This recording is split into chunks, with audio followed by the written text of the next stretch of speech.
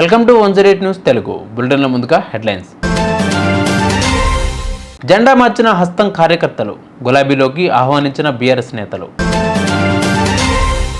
తెలంగాణలో మరో దిగ్గజ బయోటెక్నాలజీ పరిశ్రమ పెట్టుబడులు, ఒప్పందాలు చేసుకున్న అమెజాన్. కరీంనగర్ జిల్లాలో యూరియా కోసం రైతుల తిప్పలు, దిగివచ్చిన అధికార యంత్రాంగం. మహిళలు ఆర్థికంగా ఎదగాలి, కుట్టు మిషన్ల పంపిణీ చేసిన ఎంపీ అసదుద్దీన్ ఓవైసీ.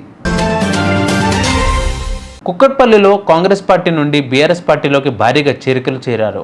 బాలానగర్ డివిజన్లో కాంగ్రెస్ నాయకులను, కార్యకర్తలను గులాబీ కండువా కప్పి బీఆర్ఎస్ పార్టీలోకి స్వాగతించిన ఎమ్మెల్యే మాధవరం కృష్ణారావు కాంగ్రెస్ పార్టీతో అభివృద్ధి జరగదని, మళ్లీ కేసీఆర్ రావాలని బీఆర్ఎస్ పార్టీలో చేరిన యూత్ కాంగ్రెస్ నాయకులు, కార్యకర్తలు.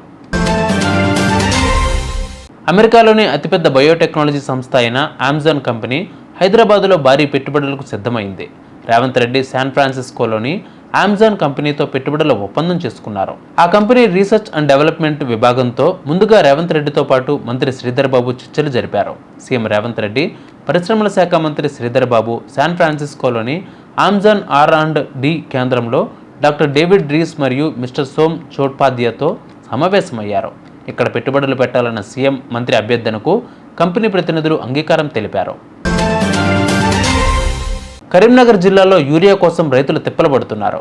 తిమ్మాపూర్ మండలం నుస్తల్పూర్ గ్రామంలోని ప్రాథమిక వ్యవసాయ సంఘంలో యూరియా కోసం రైతులు చెప్పులను క్యూలైన్లో పెట్టిన రైతులు అనంతరం అధికారులు వచ్చి యూరియా బస్తాలను రైతులకు అందజేశారు. అయితే కొందరికి మాత్రమే యూరియా బస్తాలు అందడంతో మరికొంతమంది రైతులు వెనుదిరిగారు.